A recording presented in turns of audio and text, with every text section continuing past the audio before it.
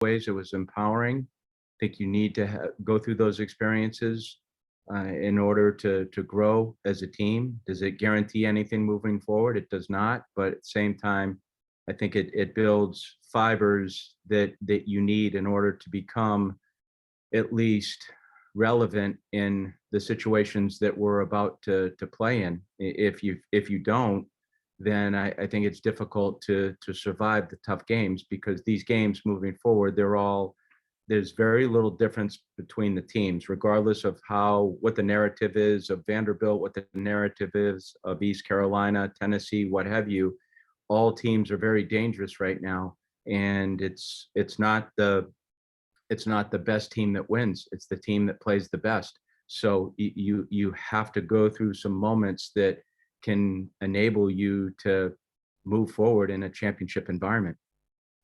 Adam Sparks. Tim, I wanted to back you up to the Duke Super Regional a couple years ago. I remember Kumar was he's pretty simple that night. Fastball, slider mostly. He's developed a changeup a whole lot more now. I think he's got a cutter now. Is he better as a simple pitcher, or is he better now because he's more polished, has more pitches?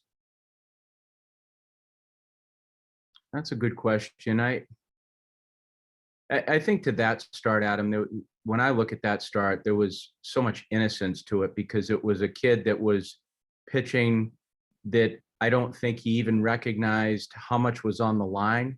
I don't think he even recognized what was surrounding that game. I felt like he was just an innocent kid that was out there competing to the best of his ability, to your point, with basically two pitches. And once he found that the hitters were going to move to certain pitches, then he just kept repeating them. I think what happens now, as you become more of a commodity, you become more scouted. You become very focused on. I mean, there's a lot of coaches and a lot of hitters that probably spend hours and hours of time on Synergy watching Kumar and just trying to break him down and trying to look for tells and trying to look for moments and trying to look at his breaking ball. And I think you just become more of a known commodity where it's not that you have to reinvent yourself, but you continually have to look for ways to get better. Your skill set get better. Your movement of your pitches are better. You just have to become more of a professional. And I think that's what he's doing. He's learned a lot in time, and certainly learned a lot about how to slow the ball down, because that's something that you have to do as a pitcher, because as you move up into levels, velocity just doesn't do it anymore unless it's commanded really well, and unless it has some type of spin rate to it or angle to it that makes it very difficult for the hitters to barrel. Right. Thanks. Mm-hmm. Teresa Walker. Tim, good afternoon. And you mentioned a little earlier about how this team needing to go through that game on Sunday night into Monday morning. How different, people look at Vanderbilt and they see defending champ, they see all the, times you've been to super regionals. You've talked about this before. This team, how different is this team from the team that walked off with the trophy in Omaha 2 years ago? Yeah, it's completely different, Teresa. It's just a different chapter. It's just a different group of guys. And I say that even with Kumar too, because Kumar's 24 months removed from that moment. So he's different. But I would say that they just haven't been filled with the experiences that 19 group did. The 19 group, not only did they go through a human experience in losing one of their teammates, but they also made decisions to come back to school. And when you get kids that are pretty good players like Ethan Paul and Steven Scott, and if I keep talking, I'll leave someone out, but they made the decision to come back to school. And what you were doing is you were collecting a bunch of players that had played in the college environment, regionals, super regionals, for a long period of time. And what ends up happening is there's a lot of freedom that moves to a player who's been able to do that. So I think that was the major difference of that group. And I know that, this team, it has to wear the badge of being a Vanderbilt team, obviously, and it's applied to winning in 19, but they're not. It's not the same group of kids. It's just a completely different group of guys who wear the same colors. Robbie. Hey, Tim. One of these first two games, we're going to get, a really outstanding pitching matchup. As you study Gavin Williams, what maybe stands out to you about him as a player? 6'6", 235 pounds, looks like Paul Bunyan, and throws the ball 97 miles an hour and doesn't back off. I mean, he holds his velocity. We haven't seen a lot of pitchers that hold their velocity that long. And this is a kid that he's a freak. I mean, he's very, very good at what he does. He doesn't give up extra base hits. He throws a lot of strikes. He can command several pitches beyond a fastball, and he competes. And he's got a coach that competes. I mean, Cliff coached here in 2005. Cliff is a very close friend of mine. He's Eric Bakich and Cliff Godwin were on that East Carolina team way back that Keith LeClaire, who was my best friend, who died of ALS, coached. And so we're all connected in between. And the reason I go from Williams to Cliff Godwin is because Cliff, being the coach there, I mean, you play for Cliff Godwin and you play in East Carolina's program, you're going to be a tough kid. You're going to have fibers that are going to allow you to compete at a high level. And Williams is that kid. I mean, he's got very good skills, very good tools, and he competes on a high level. Do you know if Tate Colwick is going to be good to go for this weekend? I don't know that yet, Rob. He was hitting in the cage yesterday, and hopefully as the days go by, where are we right now? Wednesday? Yeah, Wednesday. So I don't know. I'm hoping he's taking swings and he's on the field. I just don't know at what percent he'll be, whether he'll be totally healthy or not. Chad Bishop. Hey, Tim, what has allowed Enrique to become the base stealer that he is, besides his great speed, obviously? Confidence, pure and simple. I mean, this is a kid who was not running the bases in the fall. He was not bunting in the fall. And it was probably a lot of conversations about, take the parking brake off. You can do this. I remember having one conversation with him in October and saying, when you get to first base, first pitch, just go. I don't care what happens, just go. And then when you get to second, go on the first pitch after that. And he stole, I think, 5 bases that afternoon. And, since that time, I think it's empowered him. And I do see that. I do feel it's a kid that has grown with confidence to a point right now where he's very attacking in nature. He attacks the game and he has fun with it. And you can see his teammates look up to him that way because he speaks with confidence now. But that's just a kid who has grown throughout the year. He didn't have that right away, but he certainly has along the way. David White. Hey, Corbs. Along with Williams, they have Carson Wisenhunt, who's a really good pitcher. Talk about him, and who do you think will start against Shaw Friday morning, Friday at 11? Well, Williams is going to start Friday. Wisenhunt will start Saturday. So they've named those two guys. Wisenhunt, yeah, very talented arm. Left-handed, tall, lanky, high spin rate on his fastball, changeup. Pretty good, but I can't really think about Wisenhunt too much. I'm familiar with him and seen film, but right now our concentration is on Williams in the first game. Yeah. Coach, what about their hitting? I mean, they can really hit the ball too. How do you pitch and defend against that? Well, I just think it's probably more than hitting with them, Dave. It's more of an offensive package. They do a lot of different things. If they get on base, they push a lot of buttons. So they're very active in terms of running. They have a pretty deep playbook in terms of what they do.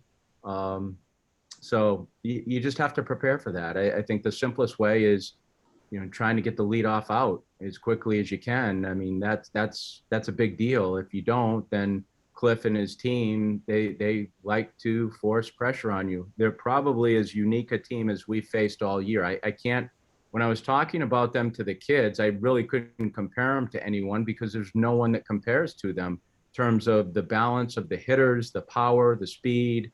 They just play a brand of baseball that's completely different. And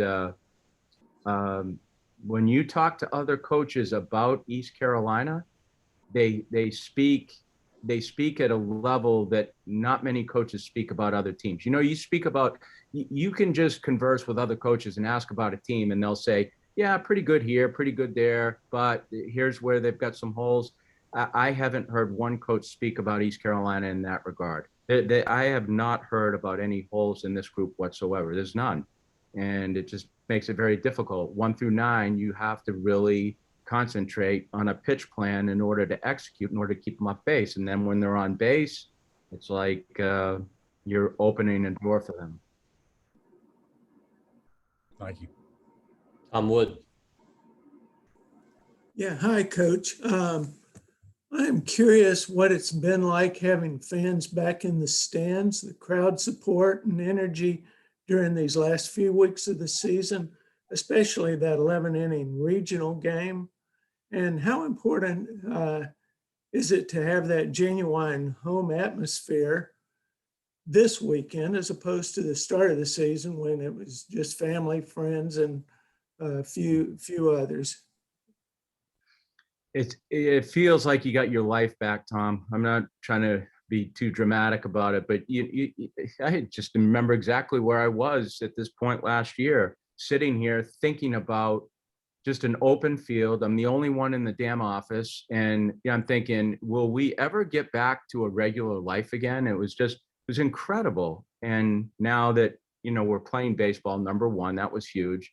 Number two, we were playing baseball for a time with parents and some other people in the stands. And now it's like full on. And, I think everyone will be appreciative of the NCAA making that decision to go to 100%. I mean, it's great for the kids. It's just great for the kids. It's just great for fans too, is to be able to come out and watch people get emotional about it. That was a great week of college baseball last weekend to watch on TV, not just Vanderbilt, but just everywhere throughout the country. And it reminded you again what you have, how delicate things are in life, and how appreciative you are of these opportunities that we have right now. It's great. It's great to be in Nashville. It's great to be playing here. And I'm very happy that these kids have this opportunity. And how about for that 11-inning game last weekend? What was the atmosphere like there? Were they all there at the end? Oh, yeah. I mean, I didn't think a lot of them left. I mean, there's a lot of people on the call here that would tell you that. I thought they were very patient because that was it wasn't an easy game to sit through because of the highs and lows in it. And it drove, I'm sitting there watching it and I'm thinking, this is a tough one to absorb. It was a tough one for the kids to play. I think it took a lot out of them. It certainly took a lot out of Georgia Tech too. I admire how they were on the field since 9:30 in the morning, and we're well past 1 a.m. and they're still playing and still fighting to come back. So yeah, I just thought it wasn't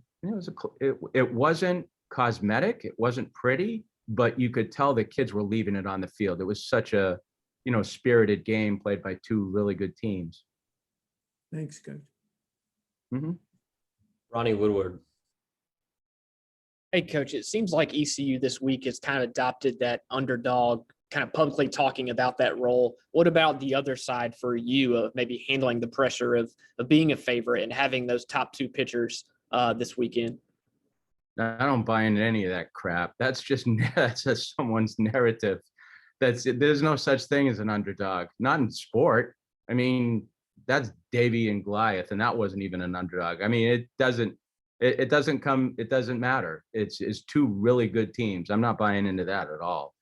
Vanderbilt's the underdog. How's that? It doesn't matter. It's just who plays better baseball against the other. That's it. And the team that plays better baseball will be the one that moves forward and plays. But it doesn't have anything to do with underdog, super dog, whatever, hot dog, no dog.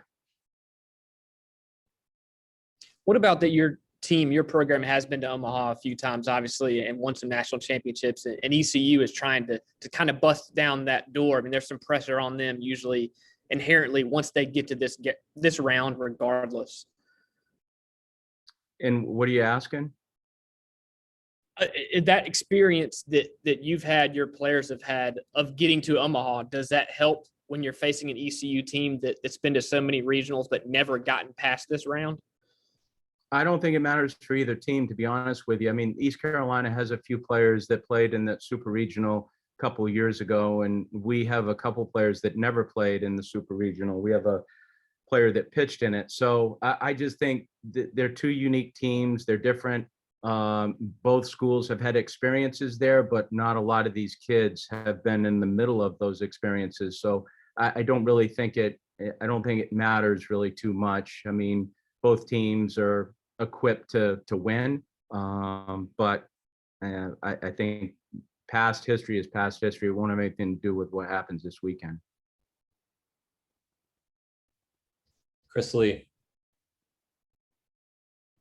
Yeah, Tim, I wanted you to talk about Christian Little for a little bit, whether he's available this weekend. And had you gone to an extra game, was he going to be your starting pitcher? Were you holding him back maybe for that reason since we didn't see him last weekend? Yes, we were. I mean, we had to. You asked me the question the other night, which was a good one in terms of organizing your pitching. It's a very difficult thing to do inside of that the third game, Chris, just for our purposes, just trying to understand you want to win that game, but at the same time, you have to leave someone behind just in case. And, we did. I mean, Christian was going to pitch that game. He's going to be available this weekend. Obviously, well, I say obviously, it's not obvious, but we'll use him as needed in terms of out of the bullpen or, potentially a start. You just don't know. Any more questions for Coach?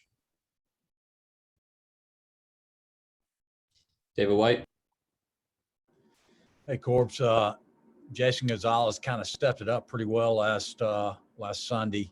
Do you see a similarity with the way Jason is playing right now to Julian Infante a couple years ago? Do you see that kind of parallel at all? Yeah. I mean, I see some of that, David. Yeah, I do. It's a kid that 4-year player, kind of hitting in that same range and coming up with some big hits. Yeah, I do. There's some similarities that way. Two unique kids. They're very similar in personalities too. They're both very giving kids. But yeah. I mean, I think confidence grew at the end of the year for Julian, and I start to see some of that with Jason as well. Robbie, bring us home with one more. Tim, I noticed Carter took a couple, I think, of right-handed at-bats over the weekend. I guess, does that suggest that he's getting a little bit better, improving in terms of the shoulder? And how do you think he looked both at the plate and in the field? I thought he looked good in the field, Robbie. I think at the plate, his swing was just too big. I mean, he's trying to do too much. It's a kid that hasn't played in a while and just trying to get his rhythm back, but he was trying to help the team, and sometimes you overswing, and I thought he did, and I know he thought he did too. But I really liked his last at bat. That right-handed at bat going the other way. But to answer the first part of your question, is he is feeling better. We wouldn't have let him gone to the plate hitting right-handed, but he took a couple of days before he was in the cage hitting right-handed. It felt better. I think the biggest thing with him was the finish. If he could get through the finish and feel like he wasn't irritating his shoulder, then he was going to do it. He took BP on the field on Sunday before the game, right-handed, and I said, can you do it? And he goes, I can do it. I said, are you sure you can do it mentally? He goes, I can do it, and I won't be thinking about it. So he did, and I think it was good for him. So I think right now it's full go for both sides. Coach, thanks for your time today. Good luck this weekend. Okay. Thanks, Nick. Thanks, everyone. I appreciate it. Thanks, Coach. Thanks, Corbs. Thanks, Tim. In just a few moments, we'll be joined by Vanderbilt junior Dominic Keegan.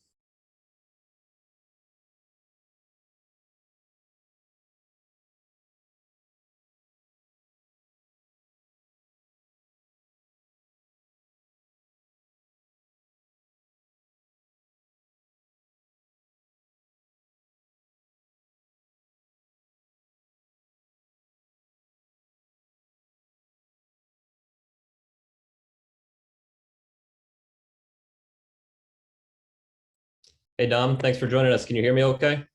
Yep, all good. How you doing? Great. Thanks for taking some time to chat with us. Joining us now, Vanderbilt Junior Dominic Keegan. If you have a question for Dominic, please utilize the raise your hand feature. Teresa Walker, we'll start with you.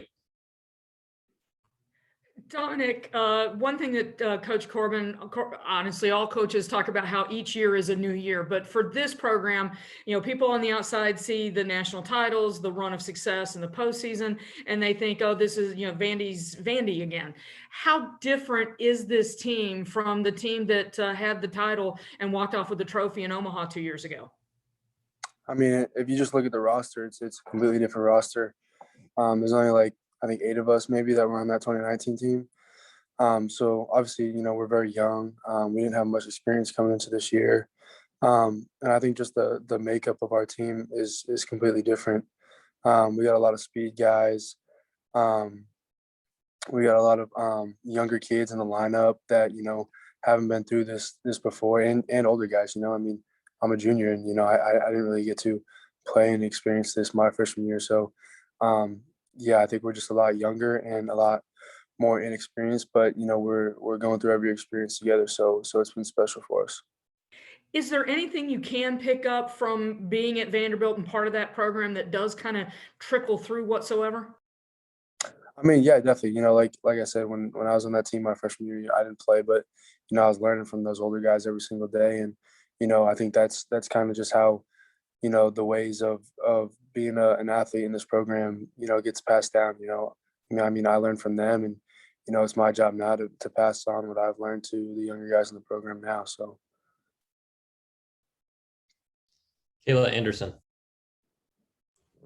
Hey, Dom, looking back at that game specifically on Sunday night into the early morning, what can you guys kind of take from that and the way that you've battled that can take you into this series, going up against an East Carolina team that obviously has a lot of experience getting to the postseason, and as Tim Corbin said, is a really tough team?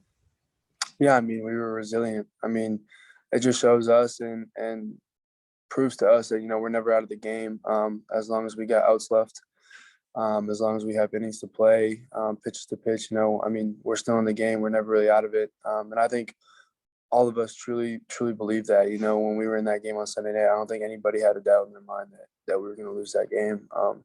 I mean, that's just like I said, the makeup of this team, and it's special.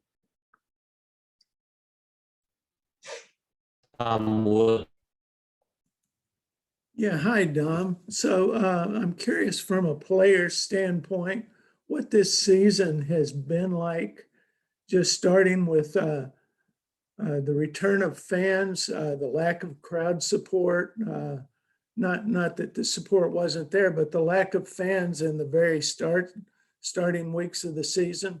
What was the emotional, the energy impact of having fans back in the stands for these last few weeks, particularly in the regional, and what impact will it have for you carrying forward? Yeah, I mean, definitely. We haven't really had a lot of fans here throughout the year. It's kind of just been family and friends. But these past couple weekends, with full capacity, having all the fans here, it's been awesome. It really gives us a little extra boost, and it makes the game more entertaining. Having that, being in that environment, it just makes it more fun for everybody involved. So it's been really special, and we really appreciate it. Chad Bishop. Hey, Dominic, could you kind of speak to Jason Gonzalez and his maturation and leadership for this team and what it's meant to you guys throughout the year? I mean, it's been huge. I mean, he's been inserted in the lineup and taken out at various points throughout the year. And I think that moment for him last night, I mean, we're all just so happy for him. He really earned that. And he deserved that. So, yeah, I mean, just him, staying the course and just being the leader that he is. I mean, he's helped us tremendously. And, yeah, I mean, that moment was so special, and he deserved it. I was so happy for him. Chris Lee. Tom, when you came back from injury, you were seeing just off speed and breaking stuff constantly. And for a while, you struggled with it a little bit. I'm watching you now. You seem like you're hammering just about everything, and even the ones you don't, you're right on. What has been different about your approach and the things that you've done to handle breaking pitches that's gotten you in the groove that you're in right now? I think just working with Coach Baxter here, little things like trying to keep my chest over the plate. But I mean, for the biggest thing for me is, just trying not to do too much, just staying aggressive and staying in the moment, being present. When I try to do something and be more than what I am, I tend to not be so successful. So, I mean, I just got to stick to who I am and, just have fun with it. Robbie. Hey, Dom, how much have you studied Gavin Williams from ECU, who's going to start on Friday for them? And if you have looked at him a lot, what maybe stands out about him? I honestly, we haven't looked at him much yet. We're probably going to more today, but I've heard that he throws hard and he's got good off speed stuff. Obviously he's really good. So, we're gonna have to be ready to go. David White. Hey, Dom, the team 2 years ago, as talented as they were more kind of a low key group. Now you guys look like you're a high energy group. Talk about that a little bit. The energy that you guys bring this year, as you just seem high energy. I mean, yeah. I mean, that 2019 team was full of older guys who, have been through it before. And it was sort of like a quiet confidence. And I think with us, we love to celebrate each other and every moment we get. So, when someone makes a good play on the field or someone puts a good swing on a ball, we're going to celebrate that. And I mean, we're not going to be quiet about it because, we just have that love for one another and that passion for the game. So, especially in those big moments, I think that that energy comes out of us. And, but it's all for us. It's all we celebrate one another and that's it. So. Thank you. Aria. Vanderbilt and East Carolina are two of the only teams in the country that had 2 semifinalists for the Golden Spikes Award. So how does it feel knowing that, it's 2 teams with so much star power going? I'm sorry, I didn't catch the end of that. I said, how does it feel playing a team knowing that this is 2 teams with so much star power going up against each other? I mean, yeah, there's 16 teams left in the country. I think every team has that, that star power. I mean, every team's good at this point. So, I mean, every time you step on the field, you're getting everybody's best. And I mean, you just got to go out there and play your game and, be confident with what you've done up to this point, your preparation and things like that. So, I mean, I'm confident in my guys and, I think we're going to go out there and we're going to give it all we got. So. Teresa Walker. Apologies, I thought I'd lowered my hand there.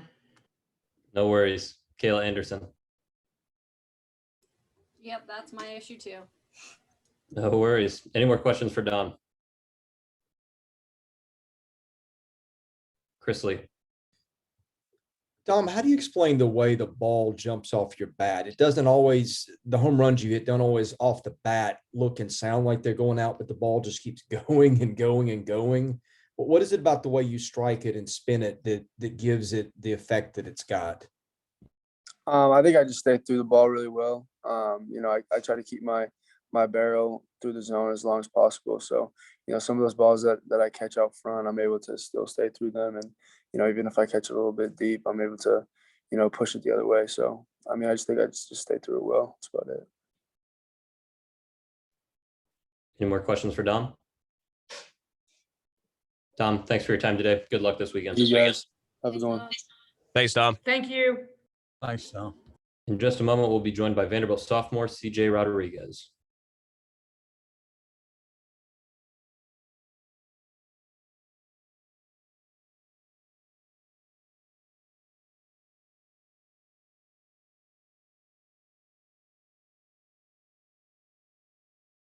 Hey, CJ, thanks for joining us. Can you hear me okay?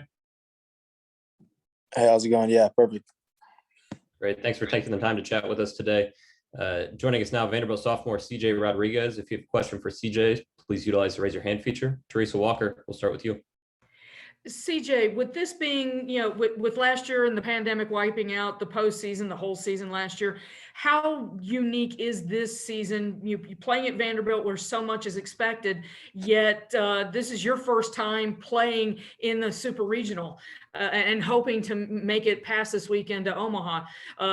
Even though Vanderbilt is the defending champion, how different is that for you as a player who, this is your first time around? I mean, yeah, it is my first time around, but I mean, we have some guys or a lot of guys in the locker room who've done this before. So I think just learning from them and leaning on them for support and just kind of like having an idea of what to expect. Cause there's a lot of guys in this lineup who haven't gone through this yet. So, and I'm one of them. So we just kind of got to learn as we go and kind of lean on the older guys for help and for just kind of a guidance through the postseason. Kayla Anderson. Hey, CJ, how much did last weekend's, weekend of play, especially in that final game on Sunday, kind of give you guys some confidence? Like you had mentioned, there are some younger guys haven't been through this postseason experience before. Yeah, that game was a pretty tough one for sure. I think it definitely gave us some confidence knowing that we're not out of any game, and it kind of gave the younger guys confidence that we're good enough to be here and we deserve to be here, and all the work we've put in over the past however 8-9 months is paying off, and just the fact that we're good enough to be here even though we haven't been here before. Robbie Weinstein. Hey CJ, since Jack came back from that week off that he had, he of course has looked very good. Since you're catching him, what have you noticed, as being the big differences now versus maybe the 2 or 3 games before he got that break? I think that break just kind of really reset him. I think he really needed that because he hasn't thrown this much in his life. So I think when a young kid comes in and is pitching a lot and there's a lot expected from him, his body can get worn down a little bit. And I think that 1 week just kind of reset him back to who he is and kind of regain that confidence that he had earlier in the season. So it's been good. Is his stuff noticeably improved since then? I mean, yeah, his velo was definitely up this last weekend, which is pretty cool. I mean, he was almost up to 100 miles an hour, so you can tell that his body feels good and the ball's jumping out of his hand like it used to. So it's good for us for sure. Back to yours. CJ, from your point of view, what have the last 2 months been like for Ethan Smith? Just been tough. He's kind of had some bad luck here and there, and I think just kind of he's slowly trying to get back to where he's been, and it's just tough because I mean, what he's had to go through hasn't been easy, and those setbacks really hurt, especially when we're going into the postseason. But I think the more we keep going, the more he keeps throwing, he should be back to normal pretty soon. Coming out of this weekend with him finally getting back, how do you guys just as a unit balance a basically perfect inning where he's throwing his best stuff and then having to come in unplanned and having his velocity down, only facing one batter? I mean, it was just kind of like a freak thing with Murph catching a cramp mid-inning. So I don't think you can really base his performance off that because, everything had to be rushed. But, I mean, it is what it is. But I think he'll be fine. Thanks. David White. Mr. J, Vanderbilt has a couple of cannons going 1-2 this weekend, and East Carolina has a couple of cannons going 1-2. How do you feel like as a catcher you can give your guys an edge over their guys? I think receiving wise, just trying to get as many strikes as I can for them and just kind of giving them the confidence that they need to know that they can throw any pitch, any count, and I'm going to help them out any way I can. I think we've been doing a good job of it this whole year. So I think going into this season or this series it should be fun. And I think they have confidence in me and I definitely have confidence in them. So. Thank you. Tom Wood. Yeah. Hi, CJ. How weird, strange, different has it been between the start of the season with 0 fans in the stands compared to the last couple of weeks with sellout crowds and the energy of having, how does that play for you guys?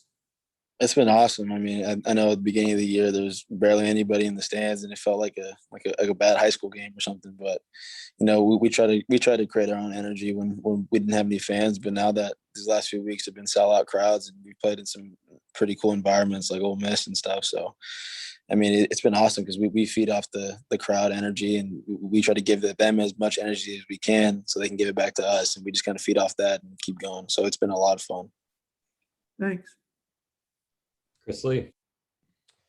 Yeah, CJ, have you ever had this kind of workload in your life? You're out there most days. That takes a toll on catchers. You've never been through the rigors of a normal college baseball season, so that part's new. But all the travel ball and stuff you played in the summer, did you have to catch as frequently as you're doing right now? And maybe it's different too because you're not catching this kind of pitchers. But I guess what I'm asking is, how does the kind of workload that you've got right now at this point in the season compared to what you've experienced before?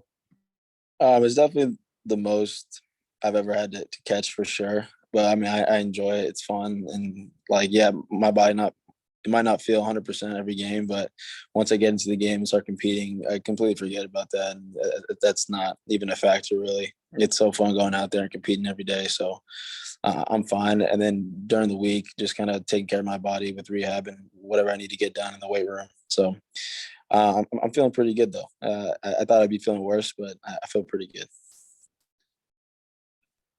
Kayla Anderson.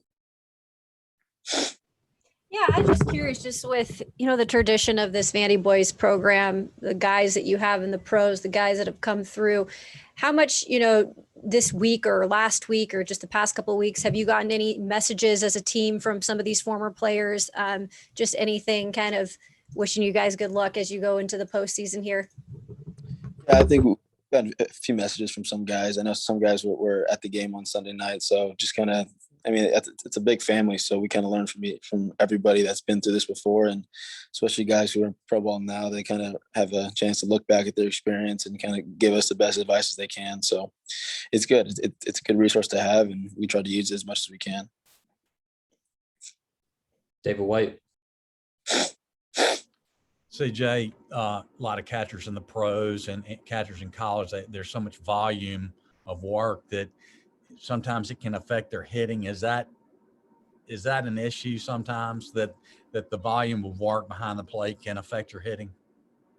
Yeah, that might be a factor too, but I'm not making any excuses about that. I'm just trying to go out there and work as hard as I can for my pitchers. If it takes a toll on my hitting, so be it. But as long as I'm giving them their best outing as they possibly can, that's all that matters. But I'm obviously going to still try to keep hitting as well as I can, but I'm not going to make any excuses.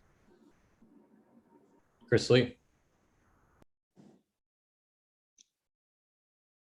Sorry, I forgot to lower my hand there. Carry on. All good. Kayla Anderson.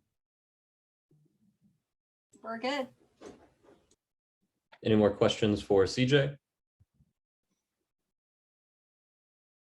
Great. CJ, thanks for your time today. Good luck this weekend. Sounds good. Thank you, guys. See ya. Thank you, CJ.